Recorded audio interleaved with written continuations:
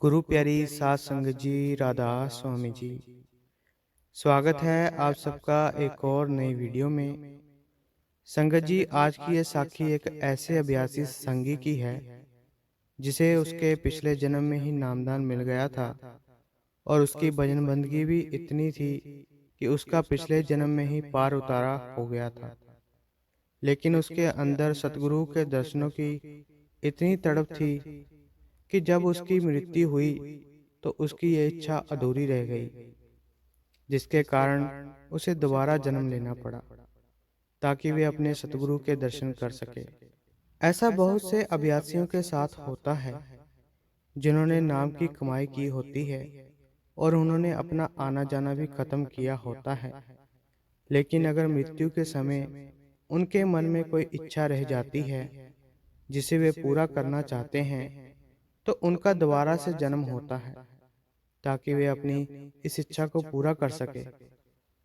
लेकिन जब उनका दोबारा से जन्म होता है तब उनके कोई कर्म नहीं होते और वे मालिक का रूप होते हैं और शुरू से ही वे मालिक से जुड़े होते हैं और उनके बचपन में ही पता चल जाता है कि यह कोई मालिक की प्यारी रूह है। और मालिक भी कभी कभी दोबारा से अपने भक्तों और प्यारों को भेज देते हैं ताकि वे इस संसार में उसके नाम का प्रचार कर सकें। संगत जी, ऐसे ही उस बच्चे का जन्म भी एक सत्संगी परिवार में हुआ ताकि वह भी अपनी इस इच्छा को पूरा कर सके जो उसके अंदर रह गई थी कि उसे अपने गुरु के दर्शन करने थे। उसके अंदर अपने गुरु के दर्शनों की तड़प थी, तो इसी कारण उसका दोबारा जन्म हुआ।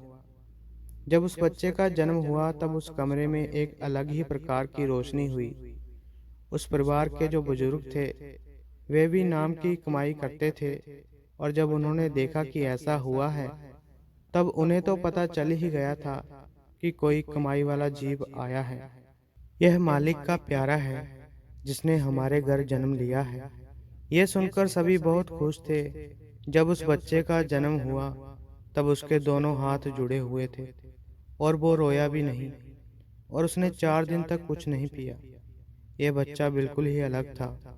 और उसके बाद जो कमाई वाले बुजुर्ग थे उन्होंने अपनी उंगली से उस बच्चे को शहद चटाया, तब जाकर उसने अपना मुंह खोला।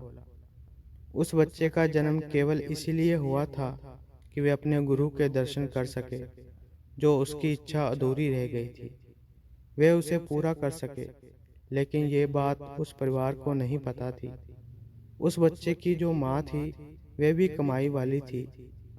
अगर किसी कमाई वाली रूह ने जन्म लेना होता है या फिर किसी मालिक के प्यारे ने आना होता है तो उसको जन्म देने वाली माँ भी वैसी ही होनी चाहिए। फिर जैसे जैसे बच्चा बड़ा होता गया वो अपनी माँ को बताने लगा कि मेरा पिछला जन्म कहाँ हुआ था और मुझे दोबारा आना पड़ा है और मैं केवल इसीलिए आया हूँ क्योंकि मैं अपने सतगुरु के दर्शन कर सकूं, जो मेरी इच्छा पिछले जन्म में पूरी नहीं हो पाई थी उसको पूरा कर सकूं। यह बचपन से ही रूहानियत की बातें करता था।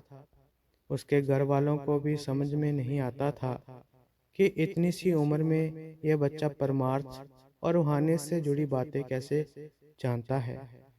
सिर्फ उसकी माँ ही उसे समझती थी कि मेरा बच्चा क्या कह रहा है।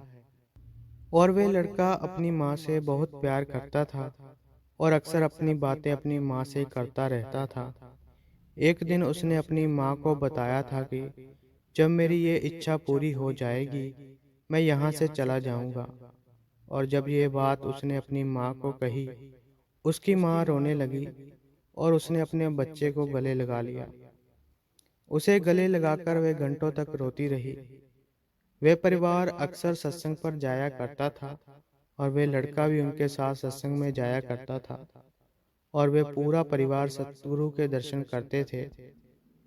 एक दिन ऐसे ही वे सत्संग के लिए तैयार हो रहे थे और उसकी माँ ने अपने लड़के को कहा कि बेटा तैयार हो जाओ, हमें सत्संग पर जाना है। उस दिन वह कुछ अलग सा व्यवहार कर रहा था। उसने अपनी माँ को बोल दिया कि माँ, मेरी वे इच्छा पूरी हो गई है। मैंने अपने गुरु के जी भरकर दर्शन कर लिए हैं। अब मेरा जाने का समय आ गया है। ये बात सुनकर उसकी माँ बेहोश हो गई। उसकी माँ 2 घंटे तक बेहोश रही। होश आने के बाद उसकी माँ ने अपने बच्चे को गले लगा लिया और उसे कहा कि तू कहीं नहीं जाएगा।